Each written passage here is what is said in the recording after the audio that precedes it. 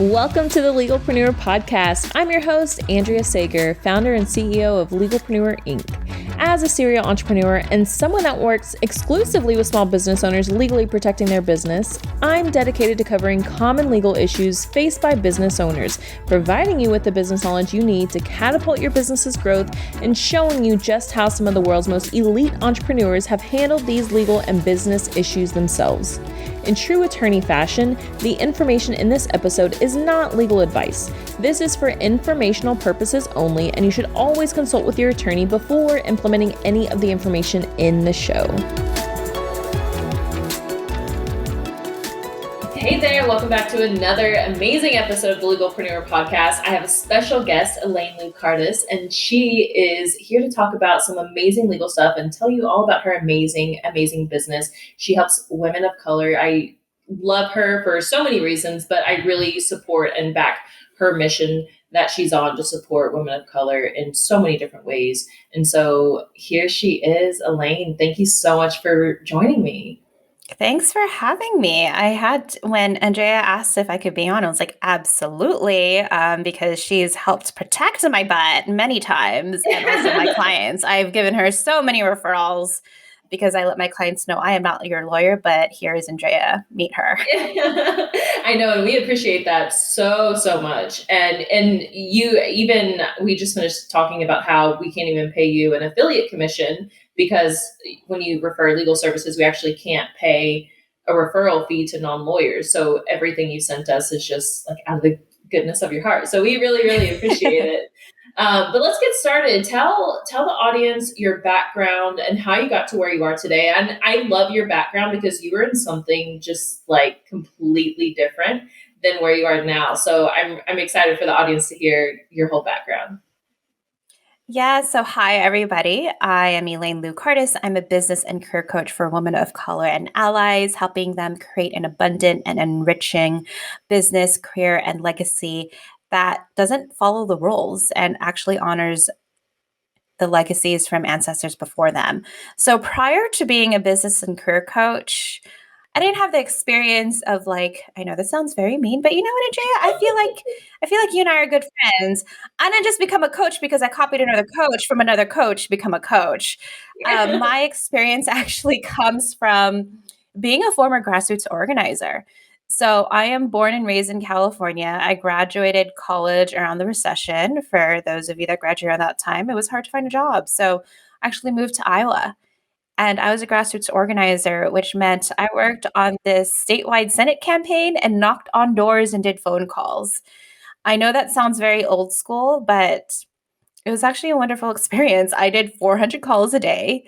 Oh my 30 gosh. knocking on doors. But the reason why it was so great was because I learned rejection early on. I learned how to get rejected in your 30s. So as a business owner, you're going to get rejected regardless of what level of success you're in.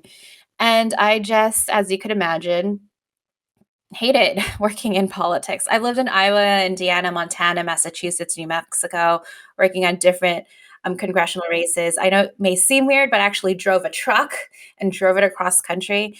And then I realized, nope, don't want to work in politics, can't deal with all the ego, as you could imagine. And I transitioned to working in the nonprofit sector, where my last job, which I still to this day consider my dream job, I worked at Pasadena City College as a fundraiser where I raised millions of dollars for community college students. And that was a wonderful experience. I was around very, very wealthy people. I'm not talking about the people you see on Instagram, like I hit 7 figures in 3 months. I'm talking about like the founders of Trader Joe's, the Oh my heir of LA gosh. Times. I even had lunch with Elon Musk prior to Tesla. This was when SpaceX was really huge. So I got to be at the SpaceX, I forgot what it's called, that room, where they see the launches. But I was at the SpaceX Mission room meeting control with or him something and like his. that? Yes, thank you. At El Segundo, I was there with his board of directors because we were talking about issues that was important to him. That was the type of wealth I was around. And it was also really great because not only was I with them because they were so wealthy, but it was just talking about what issues are important to them to give back to the community.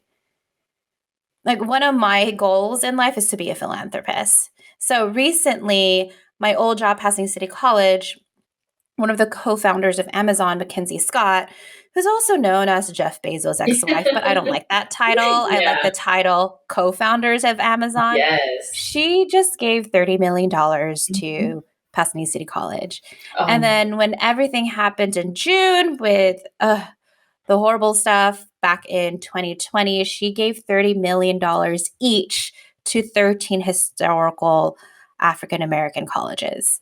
Like, yes, she is that's my like hero. that's the ultimate She's goal. she's just giving 30 million to whatever organizations that she wants to, and with no attachment to wanting something in return, right? No attachment to I want my name on a building. She just wants to give it. So that is my background. I like I said, it was my dream job working at Pasadena City College. So if anyone has worked in government to move up in the little box to make more money, you need to go get a master's. I got my master's degree, and the day I graduated from my master's, I realized, oh, I've been following what everyone else has been telling me. And I really want to have my own business. I want to have my own coaching business. So I started off as a career coach, helping other women get raises, transition to new careers. Because within a year, when I was working in politics, I was making 60K. Then I transitioned and got a job at PCC making $98,000. Like, that was a huge Wow. increase. So I help Yeah. women do that. And then everyone wanted to know how I grew my career coaching business. So I also help clients scale and start their own businesses. That is my experience, and I'm very grateful for it. In fact, I'm so close to my old job. I went to their holiday party like a week, 2 weeks Oh, ago. oh, that's amazing. Like, I love when you move on and not burn bridges. Like, people know, like, hey, it's just this is the next step for this person. And it's all amicable. I think it's important for people to remember that even if it was negative, like, I did have negative work experiences prior to working at Pasadena City College, but they're all stepping stones. You need those experiences to become where we're at, or even within our own businesses when we have a horrible experience, it's there to teach us something, you know? Yeah. Yeah, for sure. So there's a few things that you said that I want to touch on because very much obviously is the Legalpreneur podcast where we like to talk about the legal stuff, but I also, of course, it's all business owners and I want to peel some of that out. So I love how you talked about rejection and how getting rejected all the freaking time. Like, can you talk about how like you first dealt with it? Because I'm sure like how like your first day on the job was very different from, you know, your last day when you're just like, oh, okay, whatever. Talk about that. How did your mindset change? So, in all honesty, when I moved to Iowa, I hated it. I mean, I'm this girl from California. Not that I Yeah. hated Iowa, it's just the job. I was literally in these four walls, those white blank walls, and phone, like, not an iPhone, the phone that attaches with the wires to the buttons. So you have to hold it. Hmm. There was no earpiece even, but I was given a list of 400 voters to call to get them to volunteer for this candidate I was working for. And a lot of hangups, a lot of, why are you calling me? How did you get this number? And I remember it was just a hard 2 weeks. And within 6 months of it, yeah, what was the number? We actually recruited 557 volunteers. And Wow. our volunteer office was just buzzing with volunteers coming in. And it was great because I got to see the different nuances of people that I could possibly convert to a yes. And I wasn't even dialing for dollars, I was dialing for their time to come volunteer. Yeah. So it was, hey, I know you believe in these ABC issues. This candidate is too. Would love for you to come in and help support these issues and get voters to vote for her. And so I'd be like, oh, I'm in Hawaii. So I learned tips of, okay, when are you coming back? Oh, next Wednesday. All right, I'll get back to you next Thursday or Friday, and make notes of it. Or just a simple tip when you are trying to schedule them to come volunteer. It's like, okay, are you free Thursday at 1 or Friday at 6? Yeah. I learned to not give an option of saying no. They have two options. Now, mind you, if Oprah says, I can't connect with you either of those days, I can only do 2 in the morning on Monday, Oprah gets whatever she wants from Yeah. me, right? But it's just those different skill sets of how do you connect with someone? And obviously, where do you not push it? Where you know Yeah. someone's completely not going to come. Yeah. So, where do you learn where it is a no? But it was a great experience, like I said, because within 6 months, we had 557 volunteers. That's incredible. That's And I've also learned amazing. when people say no, it could also be no, not right now. Like you're just Yeah. planting seeds. Yeah, that's amazing. I love that. I know I have had so many mindset shifts lately, but even throughout my whole business career, just hearing no the first time, it's like, okay, how do I really connect with this person to get it to be either a not right now or yes. So I love how you didn't get discouraged because I imagine the first day on the job having these 400 numbers to call and it's like, oh my gosh, like this is miserable. But you learned to absolutely kill it. So the other thing I wanted to touch on is mindset because I'm so curious about how your mindset changed being around Elon Musk, being around the co-founder of Amazon, like all these incredible entrepreneurs. Like, do you think that has shifted your mindset, going from being this grassroots organizer, literally just dialing random people to, hey, I'm in the room with like the most successful people in the world? Yeah, I mean, it changed it because it was more than just work. Like, and you got to see the power of money and how you could use that money, as cliche as it sounds, for good, right? So, for example, I remember connecting with someone. She was an heir of this very wealthy family and company. I'm not going to share names. And we found out that I mean, you could easily do the research. What I mean research, you could Google it. It's on Yeah. newspapers that her daughter passed away from cancer at an early age in her 30s, but her daughter was an artist. So we told her, like, we know how much your daughter meant to you and that art was really important to you. And we would love to name a scholarship after your daughter, an art scholarship. And she just cried and was so Oh, grateful. And also seeing the other donations she has given to other nonprofit organizations was very mindful of her daughter who passed away. And so seeing how people are using money to honor people's legacy, whether it's their own or loved ones that have passed away, and how that's a driving factor. I think it is. I mean, it was one of the frustrating things when I moved into the coaching business because it was very, when I got in, it was 2017 and it was money driven, but then you would just see the materialistic stuff. And what I appreciate about the nonprofit sector is that you got to see how people wanted to intentionally choose how they were going to give. I mean, I was with donors who didn't just have the money, they even had their own foundations where their foundations had specific rules and protocols of how they were going to give. And it makes me think of the money that I want to give as well, give back to my own community. And even hearing how their parents and grandparents have really influenced them to create their businesses. It's just been I felt like I was Oprah. I I remember love watching this that. interview. Oprah was sharing how she's never had to go to therapy. She didn't need to because she was always interviewing like the best therapists and healers in the Yeah. world. So she gets Yeah. that stuff for free or she gets to get paid You for get some that. praise. Yeah. And what I do also appreciate coming from that background, these donors didn't come from an email list. They were not a follower on Instagram. They came from a genuine relationship, like from a person that introduced to a person. And then we connected because we shared similar values and similar issues that are very important to us. And that's how I approach my business. I don't have a huge list. I have a small cultivated list. And I think that's why, actually, I know that's why, because in the nonprofit world, we always talk about donor retention. And 90% of my business comes from referrals and renewals. That's awesome. So when That's I see like incredible.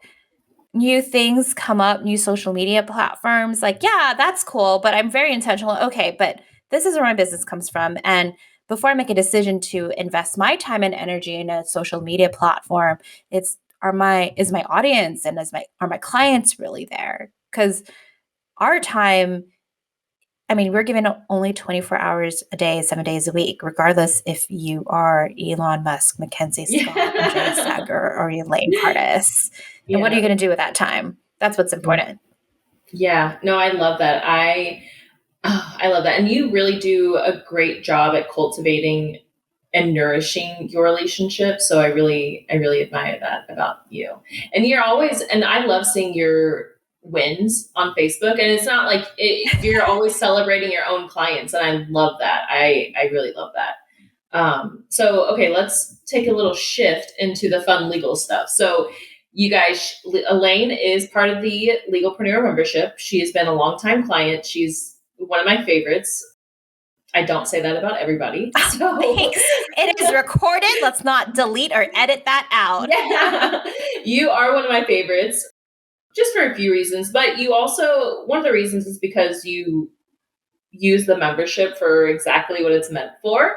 Like there will be months that I don't hear from you, but then there will be months where it's like, hey, I have, this issue with the client. And not that I love when you or anybody has issues with the client, but I just love that we're able to utilize the membership exactly what it's for. Because I know you've come to me like with certain client issues, and I'm not going to touch on the details, but you come with these client issues and it's all covered in the membership. So honestly, like the different matters that you've had, like seriously, if you went to an attorney and were paying hourly, I mean, that would cost, five, at least $5,000, $10,000. And with the membership, it's just all covered. So can you talk a little bit about what you have found to be most helpful in the membership?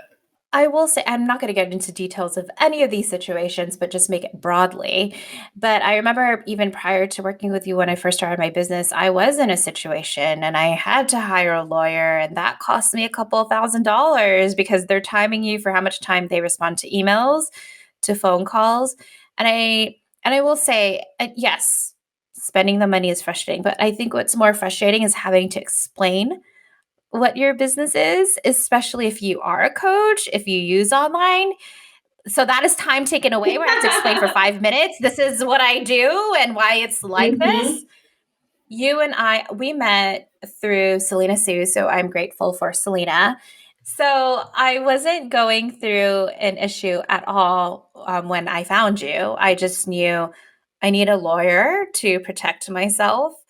And we were talking before we hit record where I'm a woman of color entrepreneur, and unfortunately, I'm mindful of the fact that even fellow women of color business owners or other business owners, it doesn't matter what ethnicity or race you are, where, oh, she's not going to spend the money on a lawyer. She's not protected. I was like, no, if I'm building this multi-million dollar business, I need a lawyer. So I'm grateful for you. And I right away was part of Legalpreneur. We put my LLC together to protect my personal assets, trademarked a bunch of things. I'm currently in the process of trademarking something else. I appreciate the audit. And there are times when there are situations where you can't just handle it. Yeah. And mind you, I would like to say that I'm a very civil person. I mean, Andrea, you've been in those emails. I'm not crazy and yelling at someone. And I even say this to my clients: when you're in a situation of miscommunication, and 100% of the time it is miscommunication, and it's not who's right or wrong, it just happens, right? There's miscommunication. And I will always try to get on the phone with the other individual who is angry at me. And I always let them know, hey, it is company policy that if there's any issues with money or any miscommunication, let's hop on the phone.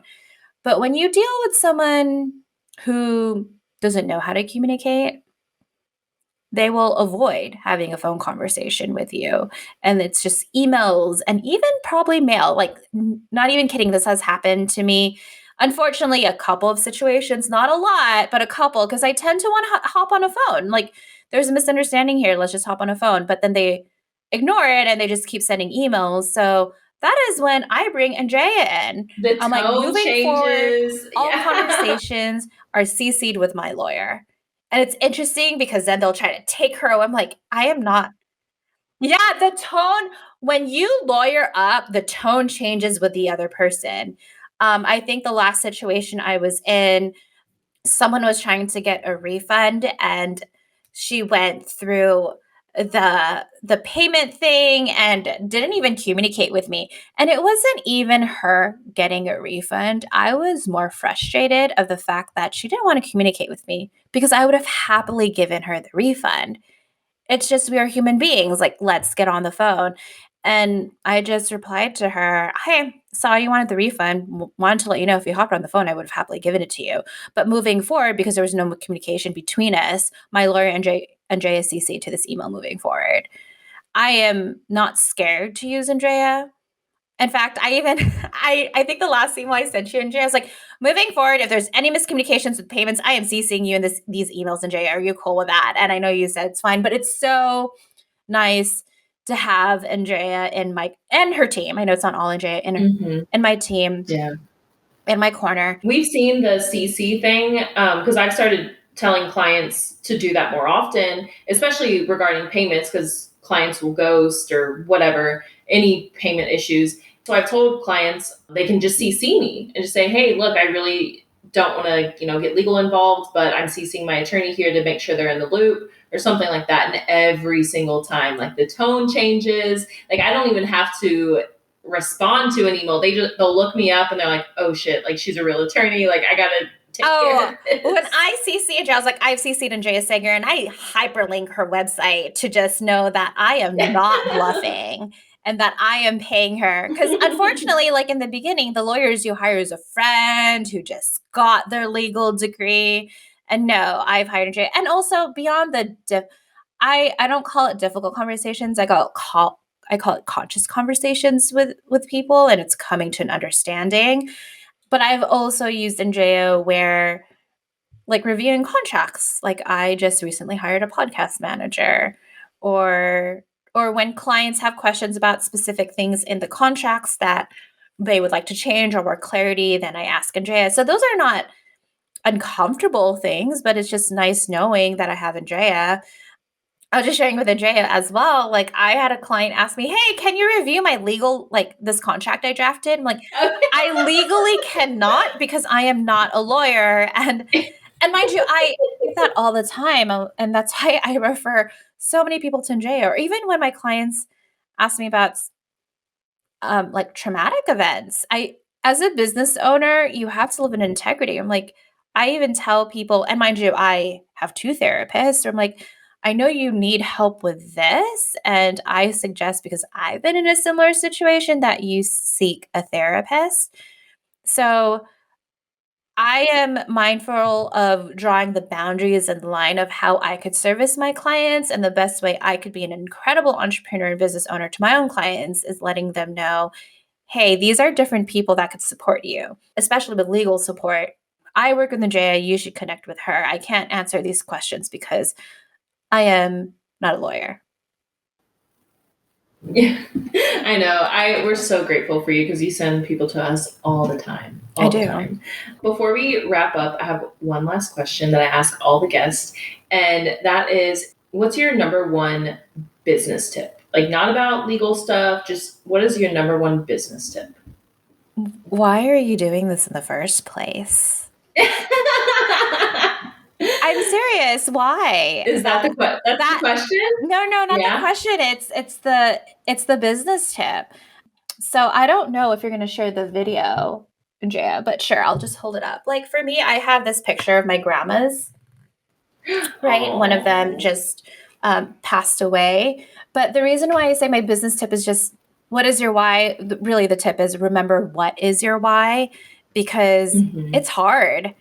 It's hard to have a business. There are times where you're going to need a lawyer because you're dealing with a difficult client. And you're just like, I just want to burn my business to the ground. But why are you doing this in the first place? And for me, it's, when my grandma passed away, I learned that she was a business owner. And I didn't even know that. She was like my third parent raising me. She actually did hair. And then when she transitioned, my aunt told me, when she was in the Philippines, she did hair. Like, what? She had her own business. She never told me that. She raised me since I was 6. Oh, But she couldn't oh my continue God. doing her business because when my mom was 16, so my grandma is my mom's mom. When my mom was 16, like my grandma's husband passed away and she had 5 kids to raise. So she couldn't continue on with Oh her my business. So God. my grandma's this North Star. And if you are a mom out there, I know for you, Jay, you're a mom, like maybe the reason why you're doing it is for your kids, or maybe it's selfishly for you, whatever it is. So that's my business tip. Remember what your why is because it will pull you through the difficult times because they're difficult That is times. so beautiful. Yes, that's beautiful because we have many, many difficult times. And that is so true because I've had those days where it's like, oh my God, what am I doing this for? Like, I should just go be a stripper or something. Make it OnlyFans. But no, seriously, but I remember it's like, okay, you're so right. I am doing it for the kids because I want them to have a certain future. And you're so right. You hit it. But yeah, that's a good one. I like that. I'll be vulnerable. This past year has been like a huge growth year in terms of I know it was for you just based off the emails I've been seeing is wait, what is the service I really want to focus on? Who are the clients I really want to work with? I need to change my client journey because I'm not feeling aligned with this anymore. Even if the numbers have shown in past years, it's just like, what are you like? I had to really readjust and make sure I'm in alignment. And I was talking to one of my coaches. She's like, yeah, you radically were intentional of the decisions you made. You made big shifts and changes, even though it was hard and you didn't want to go through it. And, I was crying to her when I was talking to her. I was like, it's my grandma. Since she transitioned, she's just really been my angel and North Star of, no, I need to do everything I do in my business I need to be in love with. You can't just be proficient in baseline. Obviously, there's things like legal work and taxes. Obviously, I don't love with, so I'll go delegate that and hire Andrea. Yeah, and that's exactly the shifts that I've gone through this year. It's like if I'm not completely in love with it, it's not going to happen. So I'm so glad you brought that up. But so what's next for you? Like what's on the horizon? Where can people find you?